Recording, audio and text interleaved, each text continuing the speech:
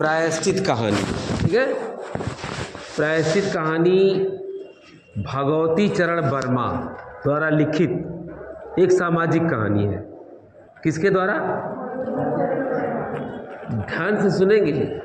भगवती चरण वर्मा द्वारा लिखित प्रायश्चित कहानी। प्रायश्चित माने पश्चाताप, पछतावा, समझ रहे हैं कि नहीं। और एक सामाजिक कहानी है और इस कहानी में व्यंग्य है, समाज के ऊपर व्यंग्य है। समाज में जो कुरीतियां हैं, आडंबर है, अंधविश्वास है, उसको भी उजागर किया गया है कि किस तरह से एक शिक्षित व्यक्ति समाज से धन लूटता है। इस कहानी में इस तरह बताया गया है। और इस कहानी में रामू की बहू है जिसकी उम्र 14 साल है। किसकी बहू? रामू की बहू जिसकी उम्र 14 साल है।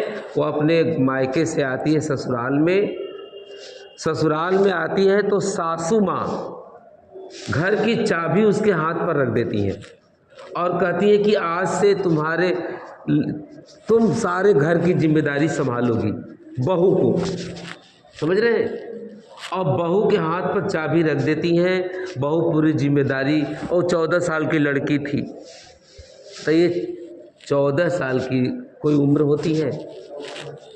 कहानीकार ने कितने मार्मिक ढंग से लिखा है कि 14 साल की लड़की के ऊपर घर की सारी जिम्मेदारी सासू माँ देती हैं। और उस पर से भी घर में एक पान की दुकान भी थी। वो कभी घर में खाना बनाती, घर में दूध पकाती, बहू दौड़ करके फिर पान लगाती, परेशान रहती थी, कभी दुकान पर, कभी खाना घर के काम पर, अकेले। और ऊपर से उस घर में एक बिल्ली थी, कबरी बिल्ली, चितकबरी थी। और कबरी बिल्ली बहुत परेशान करती थी। ये रामू की बहू दूध पका के रखती थी, उस चट कर जाती थी, खाना खा जाती थी, रोज़ परेशान करती थी। रामू की बहू उस बिल्ली से परेशान हो गई।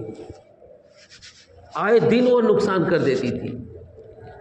एक दिन तो दूध में बादाम, मिश्री, छुहाड़ा, काजू, किशमिश मिला के पकाई और उसको पकाने के बाद खूब अच्छे से सोने का वर्क चढ़ा करके फिर उसको ऊंचाई पर रखी कि बिल्ली न छू सके, और रख के जाके पान लगाने लगी। इधर बिल्ली घर में आई, उसको उसकी महक लग गई। आई और देखी तो ऊपर कटोरा रखा है। वो छलांग भरती है और कटोरा झन से नीचे गिरा और झनझनाहट की आवाज़ रामू की बहू के कान में जाती है और दौड़ पड़ी वहाँ से। यहाँ आती है तो देखती है कटोरा 2 टुकड़ा में 2 तरफ फेंकाया है और बिल्ली बड़े मौज से मलाई उड़ा रही है। और रामू की बहू उस दिन कसम खाती है कि अब इस घर में या तो ये बिल्ली रहेगी या मैं रहूँगी। प्लानिंग बनाती है। बिल्ली में और रामू की बहू में आँख मिचौनी शुरू हो जाती है। कभी बिल्ली उसको देखती है तो वो बिल्ली को देखती है, दोनों की आंख मिचौनी शुरू। एक दिन रामू की बहू प्लान बनाती है कि अब इसको मारेंगे। फिर वो दूध पकाती है और उसको दरवाजे पर ही रख देती है और रख के बगल से वो मोटा सा बेवड़ा डंडा लेके छुप जाती है। अब बिल्ली आई और देखी कि ओ तो दरवाजे पर ही है और तुरंत तो जुट जाती है दूध पर और ये पूरा जोर लगा के उस बेवड़े से बिल्ली के पीठ पर मारती है। अब बिल्ली का जाने कितना, वो पलट जाती है। और जैसे ही पलट गई, घर में 2 काम करने वाली महारी और मिश्रानी दौड़ कर आई। अरे सासू माँ, ये तो बड़ा अनर्थ हो गया। सासू माँ दौड़ के आई, बोली अरे हुआ क्या? कहे तो बहू ने बिल्ली को मार दिया, बहुत बड़ा पाप हो गया। अब जब तक पाप नहीं उतरेगा तब तक हम लोग काम नहीं करेंगे। यह खबर पूरे गांव में फैल जाती है। गांव की महिलाएं उस दरवाजे पर आने लगती हैं और सबने एक स्वर में सासू माँ से कहा कि बहू आपकी बहुत बड़ा पाप कर दी, अब पंडित जी को बुला करके इसका उता जोग करवाइए, पाप को उतरवाइए, बहू के सर पाप हो गया। बहू सासू बोली हाँ बहू के सर तो पाप हो गया। पंडित जी को खबर जाती है, बुलाने के लिए सब जाती हैं। पंडित जी को जब खबर मिल गई, पंडित का नाम था पंडित परम सुख।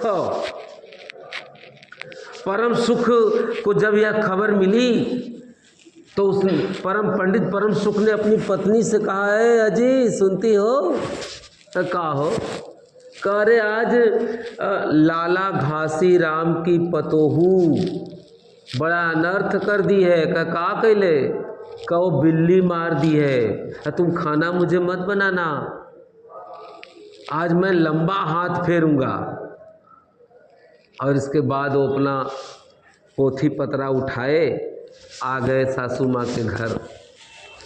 पूरा बैठे लोग, गांव की जो महिलाएं आई थी वो बैठी, छन्नू की दादी, मिश्री, महारानी, सब वहाँ बैठी। मिश्रानी, महरी, छन्नू की दादी, सब के सब गांव की महिलाएं बैठ गई। सासू माँ ने पूछा कि अरे भाई कितना बड़ा पाप है, पंडित जी बताएंगे? कहा अच्छा बताओ कि ये बिल्ली कब मरी है, किस टाइम मरी है? तो बताई कि अरे तो एकदम सुबह तड़के मरी। ओ ब्रह्म मुहूर्त में मरी है। घोर कुंभी नरक पाप होगा, घोर कुंभी नरक पाप, तो बहुत बड़ा पाप। कांप गई सब महिलाएं गांव की, अरे बाप रे इतना बड़ा अनर्थ हो गया, कैसे उतरेगा बताइए। सासू माँ ने पूछा कि कैसे इस पाप को उतारा जाएगा? वो बोले कि बिल्ली के बराबर सोने की बिल्ली बनवा के मुझे दान दे दो। अरे बाप रे तो 10-20 शेर की बिल्ली होगी, किलो की, इतना सोना मेरे पास तो नहीं है। कह रहे नहीं उतना, 21 तोले से शुरुआत हुई, 21 तोले से शुरुआत हुई, अंत में 11 तोले पर बात आ गई। सासू माँ बोली कि नहीं हो पाएगा, 11 तोले की बिल्ली बनवाना है। कह और क्या लगेगा? कहे कि 2 ब्राह्मणों का सुबह शाम भोजन, उनको दक्षिणा रोज। अच्छा वो भोजन तो मैं ही कर लूँगा, तुम ब्राह्मणों को मत बुलाना, दोनों टाइम का भोजन मैं कर लूँगा और दोनों का दक्षिणा ही मैं ले लूँगा। और साथ में तुमको 10 मन गेहूँ, 10 मन गेहूँ, 5 मन जौ, 4 पसेरी घी, मन भर गुड़, मन भर तिल, ये सब तुमको हमको दान देना होगा। सासू माँ ने बोला पंडित जी ज़्यादा नहीं है? तो पंडित जी ने कहा तुम्हारे बहू का पाप भी तो बहुत ज़्यादा है। सारी महिलाओं ने हाँ में हाँ मिला दिया कि हाँ पाप तो अब बहू का बहुत बड़ा है। अरे बोलियो तो इसमें 100-150 का खर्चा है, उस समय कहे तो रुपया हाथ का मैल है, आपके लिए इतना क्या है? सारी महिलाएं भी बोलती हैं कि हाँ ये क्या है आपके लिए। तब बोली सासू माँ अब तू जो नाच नचाओ पंडित।